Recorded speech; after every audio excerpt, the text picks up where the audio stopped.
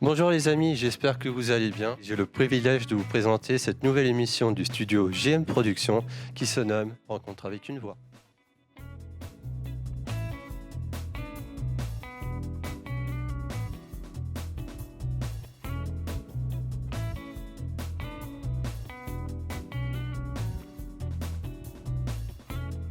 Bonjour les amis, j'espère que vous allez bien et aujourd'hui pour ce nouveau numéro de Rencontre avec une voix, nous avons le plaisir d'avoir Sylvain Caruso. Bonjour. Bonjour Antoine. Je vous remercie d'avoir accepté notre invitation, ça nous fait très plaisir de vous recevoir. Moi je vous remercie de m'avoir invité, ça me fait très plaisir d'être reçu. Vous avez une voix tellement emblématique qui a bercé notre enfance entre Donald et un célèbre personnage de la saga littéraire de Tolkien, Le Seigneur des Anneaux et Le Hobbit. Moi je suis en tant que comédien, j'ai passé un casting, tout simplement, et puis ça s'est fait vraiment par hasard, c'était vraiment le choix du hasard. Et puis j'ai vu ce personnage sur un écran immense comme ça. Je me suis assis, on m'a dit voilà, il faudrait que tu puisses doubler ça. Et avant de commencer, j'ai écouté, j'ai dit oui. Donc ça s'est fait, j'ai craqué tout de suite pour le personnage, et puis il se trouve que la voix, ça me collait aussi très bien. Donc c'est vrai que c'est un honneur, et j'en suis vraiment très très fier. Mais je pensais pas que ça allait avoir une portée aussi importante. Ça fait 20 ans maintenant, ça fait 19 ans que c'est sorti pour Le Seigneur des Anneaux.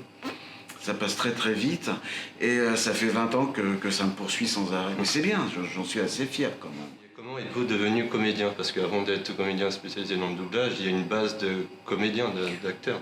Bah, c'est comme dans tous les métiers, il y a un cheminement. Bah, je suis devenu pareil, moi depuis tout petit, déjà quand j'avais 6 ans, je montais déjà sur les tables et puis je chantais. Depuis tout petit, j'ai voulu faire ce métier. Et puis bah, ça m'a poursuivi tout le temps, et puis bah, jusqu'à maintenant, j'ai toujours fait ce métier. Et on se perfectionne, bien sûr, on apprend, bien sûr, et puis on évolue au fil des rencontres. Moi j'ai commencé par faire de la musique, quitté Lyon pour venir m'installer à Paris. J'ai eu de la chance, j'ai passé un casting, tout de suite je suis arrivé un mois de septembre. Et je crois que c'était un 11 septembre d'ailleurs. Et en fin du mois, j'avais passé un casting et j'ai fait partie tout de suite d'une comédie musicale qui était en parallèle de Starmania, qui s'appelait Pénélope, et c'était une production de Dany Saval, la femme de Michel Drucker. Ah oui. Donc tout de suite, dès que je suis arrivé à Paris, j'avais 20 ans, boum, je suis tombé tout de suite là-dedans. Donc après, bah, ça a évolué, j'ai fait des films, j'ai fait... soit ça venait par le hasard, soit c'était directement ciblé. Mais pour moi, c'était une évidence que je fasse ce métier. J'ai eu des petits rôles avec Lelouch, avec Jean-Pierre Mocky, avec Philippe Clair, avec Kodjo, j'en ai fait quand même pas mal. Puis après, bah, si le film marche bien, bah, peut-être qu'on peut vous voir, on peut vous faire confiance pour d'autres films. Et puis, si ça passe un petit peu inaperçu, bah, moi je continue ma route d'un autre côté. Ouais. Puis au théâtre, j'ai fait beaucoup j'en ai fait aussi pas mal, de petites prestations. Le dernier que j'ai fait, c'était l'année dernière, j'ai arrêté parce que bah, ça faisait 5 ans et puis j'en avais un petit peu marre. C'était Peter Pan, c'est un spectacle musical qui joue à Bobino. Et puis voilà, et puis je me suis vraiment concentré sur le travail de voix. Je fais beaucoup de voix aussi, beaucoup. Il y a beaucoup de choses que je n'ai plus envie de faire. Voilà, je suis passé à autre chose. Parce qu'on évolue, on vieillit, et puis on avance là où on a envie d'avancer, quoi, tout simplement. Je respecte beaucoup de comédiens, beaucoup d'acteurs, hein, de gens qui sont connus, que j'aime beaucoup, dont je suis fan. Mais je peux pas dire que j'ai été inspiré par eux. Non, j'ai fait ma route tout seul, comme ça. Comment vous avez commencé votre aventure dans le doublage? Alors, c'est parti de la pub. Et encore une fois, c'est un concours de circonstances. Dans les années 80, je faisais énormément de publicité. Je chantais dans beaucoup de pubs. Je parlais dans beaucoup de pubs. Et un jour, j'avais fait... Il y a un gars dans un studio qui m'a dit « Écoutez, j'aimerais bien une petite démonstration de vous. Là, pour ma boîte de production, est-ce que vous pouvez me faire des petites imitations? Enfin, ce que vous savez faire. » Je lui ai dit « Ok, sans aucun problème. » Donc, je lui ai fait une démonstration avec des imitations. Et puis, je faisais la voix de Donald. Parce que la voix de Donald, je le faisais depuis que j'avais 7-8 ans. J'étais déjà passionné. Je faisais rire tous mes copains à l'école. Et je lui donne cette cassette.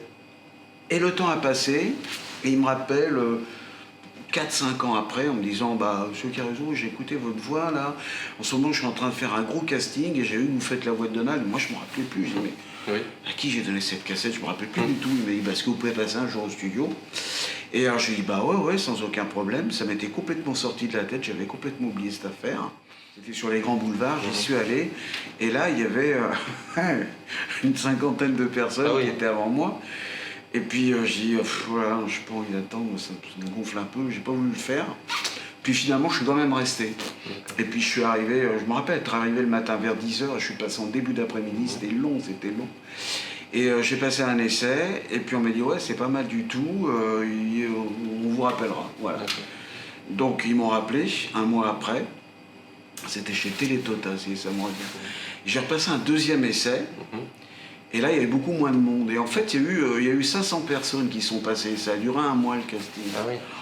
Et le deuxième essai, on me dit oui, c'est pas mal du tout. Bon, c'est vrai qu'on a fait déjà un grand choix, un grand tri. On vous rappellera. Et puis, ils m'ont rappelé 2 mois après. Et là, il n'y avait plus qu'une autre personne et moi. On n'était plus que 2. Et j'ai repassé l'essai. Et j'ai attendu encore un mois. Ça a duré... sur 3 mois, et ça c'était juste avant l'ouverture du parc, c'était 3 ans avant l'ouverture du parc. Il me rappelle, il me dit écoutez, il faudrait que vous veniez vers 4h du matin, parce qu'on va vous enregistrer directement, en direct avec Los Angeles. Ah oui. Enfin, on va pas vous enregistrer, vous allez parler directement, parce qu'il y a encore un petit doute entre vous et l'autre. D'accord. J'y suis allé à 4h du matin, et je me suis mis à parler comme ça à 4h du matin. Et là, j'ai entendu une explosion de rire à l'autre bout du fil. Et puis j'entendais OK, les mecs étaient super contents. Ils ont dit OK, c'est lui. Et puis voilà, ça a démarré comme ça. On a fait énormément de doublage. On a fait toutes les bandes son, toute la publicité. Et là, c'était du non-stop, sans arrêt. Et au départ, vous deviez faire la voix de Donald uniquement pour le parc ou c'était aussi pour les dessins animés? Alors, c'était surtout pour les dessins animés parce qu'en même temps, il y avait l'émission Dorothée qui passait tous les matins. Je ne sais plus comment ça s'appelle. Le Club Dorothée, non? Club Dorothée. Et tous les jours, tous les matins, il y avait un dessin animé qui passait. Ensuite, il fallait faire toutes les préparations pour le parc avant qu'il ouvre. Toutes les voix off et tous les spectacles, toutes les publicités, parce qu'il fallait faire des publicités pour la Belgique, pour tous les pays francophones, pour l'ouverture du parc, donc il y avait beaucoup de Donald qui faisaient la publicité. Toutes les émissions de radio, c'était un battage monumental. On s'y fait que j'ai travaillé comme un fou furieux pendant 5-6 ans, que j'ai pas arrêté du tout. Et je me suis dit, bon d'accord, c'est dans la poche, ça va, Donald, je sais faire. Et en fait, je me suis aperçu, quand j'ai signé, que je devais travailler avec des Américains, que je me rappellerai toujours, ils étaient 2, ils étaient assis, on a signé un papier, il m'a dit, vous êtes prêts, vous êtes d'accord pour travailler, parce que vous allez beaucoup travailler. J'ai dit, tant mieux. En fait, travailler, c'est dans les deux sens. Travailler, parce qu'il y avait beaucoup de travail, mais travailler pour la voix de Donald. Et j'avais pas compris ça. Et le mec, il me fait, oui, vous allez travailler, parce que c'est bien de faire Donald, mais c'est pas comme ça qu'il faut faire. Et là, j'ai travaillé avec les Américains. Donc j'ai appris à articuler, j'ai appris à jouer, j'ai appris les colères. Ils m'ont donné des bandes qu'ils avaient de l'original, de la voix originale. C'est un travail complet, parce qu'il y avait même l'astrologie de Donald. Ah oui. Ah ouais, ça allait très très loin. Avec tout ce qu'il fallait dire, tout ce qu'il fallait pas dire, il y a des mots à dire, des mots à pas dire, etc. C'était hyper cadré. Et je me rappelle ça a duré un bon mois, mais pas que moi, hein. Il y avait Mickey, il y avait enfin les autres personnages. Et bon, pendant un bon mois, j'ai travaillé vraiment avec un monsieur qui était derrière moi, qui était énorme comme ça. Il fallait 2 fauteuils, puis qui fumait des cigares sur cigares en studio.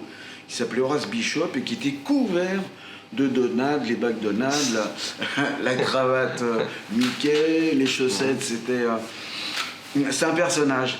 Et j'en ai bavé. J'en ai vraiment bavé parce qu'il me dit nous les Américains, il faut qu'on soit absolument parfait. Donc vous allez recommencer. Et puis ils ont changé plusieurs fois de Mickey, il y avait plusieurs personnes qui sont passées là-dessus, plusieurs comédiens, plusieurs fois de Dingo, et je suis le seul depuis 33 ans qu'ils ont toujours gardé. Donc apparemment ça leur convient très bien. Et du coup ils étaient assez contents de ce que je pouvais faire avec Donald, parce que je le tenais bien en main. Et il me manquait un Donald italien, ils n'avaient pas trouvé dans le casting. Alors ils m'ont dit, bah écoutez, vous allez partir en Italie, puis vous allez faire Donald italien. Je suis d'origine italienne, je parle très bien l'italien. Oui. Donc je suis parti, j'allais là-bas 2 fois par mois, ils me payaient le voyage et tout, et je parlais en italien. Et après on m'a dit, vous parlez japonais? Je dis, bah non, il me dit, parce qu'il y aura du travail au Japon, on n'arrête pas de trouver. Alors j'ai dit, bah non, alors ils ont fait venir quelqu'un phonétiquement, et puis au moment où je devais partir, on m'a dit, bon bah ça y est, ils ont trouvé quelqu'un. Et je l'ai fait en allemand aussi. Donc ça c'était la grande aventure Donald, et puis je suis encore dedans, ça fait 33 ans maintenant.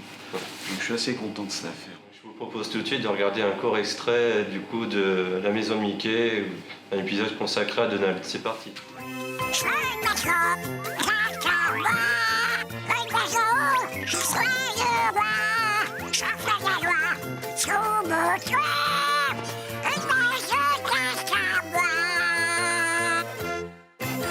Eh bien, tout ce qui compte pour nous, c'est que tu sois heureux. Donc comme vous l'avez pu voir dans cet extrait, M. Caruso a dû travailler les intentions pour Donald. C'est un travail de comédien, mais c'est-à-dire surtout, pour les autres personnages qu'on double, hein, c'est pareil, on doit savoir jouer, entrer dans le personnage, interpréter, etc. Mais la délicatesse en fait du personnage, c'est qu'ils ne veulent absolument pas depuis la création, depuis les années 20, depuis les années 30, jusqu'à nos jours maintenant, ça a été taillé dans le brut, ils ont fait un Donald, ils ont fait un Mickey et tout. Le Mickey, c'était la voix de Mickey, c'était Walt Disney lui-même qui a fait ça. Ensuite, il y a eu Donald, le Donald de l'époque, c'était Clarence Nash.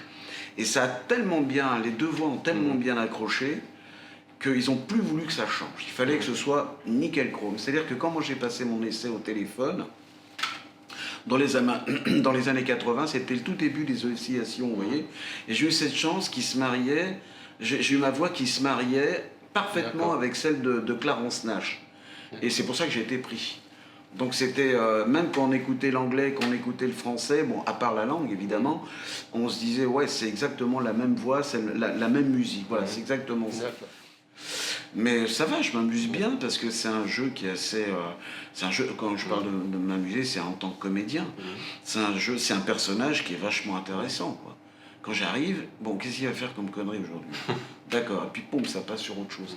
Et je m'ennuie jamais. Et ça, c'est génial de pouvoir doubler un personnage, jouer un personnage sans jamais s'ennuyer. Parce que le jour où on commence à s'ennuyer, il faut passer à autre chose. Et c'est quoi la différence entre un Donald en colère et amoureux? Vous voulez que je vous le fasse, là, comme ça? Oui, pourquoi pas. Colère, c'est ça. Oh, je suis fou de toi. C'est amoureux. Dans tout ça, j'ai travaillé, tout ça, c'est pas venu comme ça. Hein. Parce que comment je faisais ça pour mes copains, je donc les autres étaient morts de rire, mais là, c'est plutôt du sérieux quand même. Et après une semaine de doublage de Donald, ça va? Votre voix, elle est pas... Oui, alors ça aussi, c'est un avantage, c'est-à-dire que quand je fais la voix, ça sort par là. Oui. Et il y a, à part l'effort qu'il faut faire, la justesse, tout ça, il y a aucune irritabilité. C'est-à-dire que j'ai fait Donald, j'ai toujours ce souvenir, on m'a accompagné parce que j'avais 42 fièvres, j'étais mort. Et c'était Fabienne qui m'a accompagné, je tenais plus debout. Et malgré ça, ça sortait vachement bien. Donc pour ça, c'est vraiment très très bien. Je peux pas, même enrouer, même comme ça et tout, je pourrais tout le temps le faire. C'est un bel avantage. Et du coup, comment vous avez atterri dans l'aventure Seigneur des Anneaux maintenant? Alors, Seigneur des Anneaux, c'est pareil. Je sortais d'une séance chez Dubbing. Je crois que c'était un Donald, ouais, que je venais de faire. Puis je partais tranquillement dans le couloir et là j'entends Sylvain. Puis je me retourne. Dis-moi Sylvain, tu as 2 minutes à m'accorder? Alors je fais oui, c'est pourquoi. Il me dit bah voilà, je suis sur un casting, sur une trilogie, Seigneur des Anneaux, et puis un personnage, j'arrive pas à trouver. J'en ai fait une cinquantaine, j'ai vu une cinquantaine de comédiens, ça colle pas. Et je dis bah ouais, si tu veux, on peut essayer. Ouais. À 2 minutes près, c'était mort quoi. J'étais sorti, j'étais parti. Et il faut dire que les studios, pour les grandes sagas comme ça, les grands films, c'est des studios cinéma. Quand on fait du Donald, c'est plus petit, c'est pour la télé, donc on travaille sur des petits écrans, des télévisions.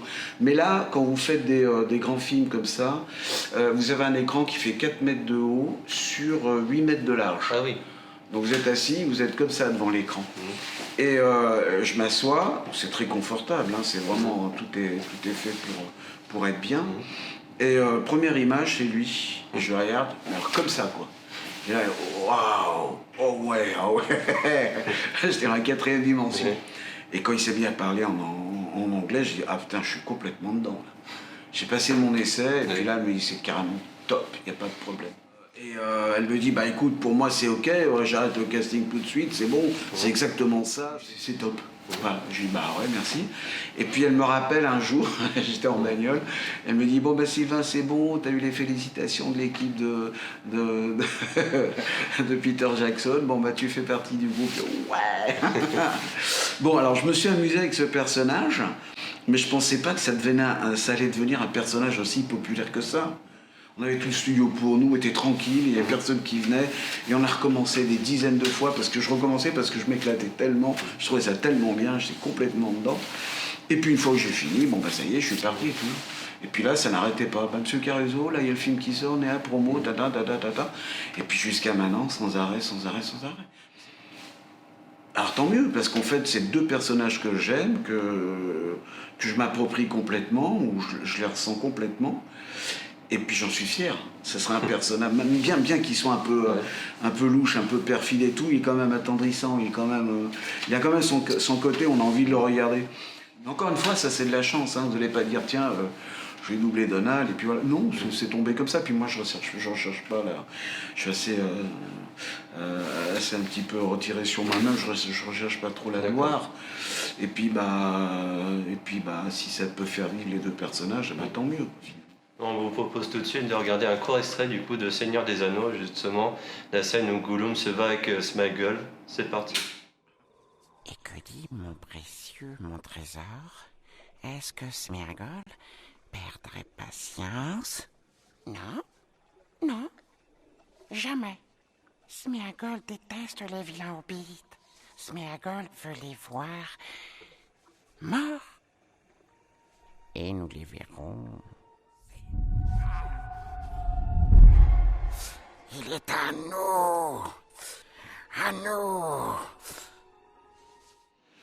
Donc j'espère que ce petit extrait vous a fait plaisir. Et la question suivante est, du coup, avec les expériences que vous avez vécues avec Disney et Seigneur des Anneaux, est-ce que vous avez rencontré d'autres voix de légende comme Richard Darbois avec qui vous avez partagé des moments, des anecdotes à nous dire? Alors oui, ce qui se passe, c'est que en fait, c'est quand vous êtes comédien, c'est malheureux, mais c'est comme ça, c'est toujours par catégorie. C'est-à-dire des gens comme Jean-Pierre, Patrick, Poivet, ceux qui ont une voix normale de jeune premier, on va dire, entre parenthèses, je ne travaille très rarement qu'avec eux. Moi, je travaille qu'avec des fous furieux qui font des voix n'importe comment. Donc, je travaille toujours, on a toujours le même groupe d'amis, à passer les mêmes castings, comme Jean-Claude Danda, comme Michel Elias et tout, parce qu'on fait pas mal d'imitations. Voilà. Moi, pour les castings, on ne va jamais m'appeler pour faire une voix d'avocat, pour faire une voix bien posée, parce que d'abord, je ne sais pas faire, et puis je n'ai pas trop la voix. Mais on m'appellera toujours pour des personnages complètement déjantés, qui ont des problèmes, des dessins animés, ça c'est comme ça. Donc il y a des gens avec qui je travaille, on se connaît bien, c'est devenu des amis. Et puis il y en a d'autres que je croise souvent, mais je ne travaille jamais avec eux, parce que on ne me mettra jamais sur un casting avec un mec qui a une voix bien posée et tout comme ça, parce que généralement c'est des films sérieux et tout, il faut avoir des voix normales. Donc je connais du monde, oui, mais ça, c'est pas très important. Mais on avance comme ça, c'est tout. C'est vrai que moi, on m'appelle des fois, on me dit, tiens, il y a une huître à faire dans un dessin animé, on va faire une voix d'huître. Bon, elle est arrivée, puis voilà, vous cherchez comme ça. Mais bon, ça m'amuse, moi, au contraire, je peux faire que ça. On m'a demandé déjà de faire des voix. Seul truc où j'ai refusé, on m'a dit, mais si, fais-le quand même. J'ai dit, mais non, j'y arriverai jamais, sauf s'il a un accent. Puis le mec, il avait un accent. C'était dans Iron Man, le rôle du... Voilà, exactement, dans Iron Man. Donc il fallait parler comme ça, avec une voix grave et tout.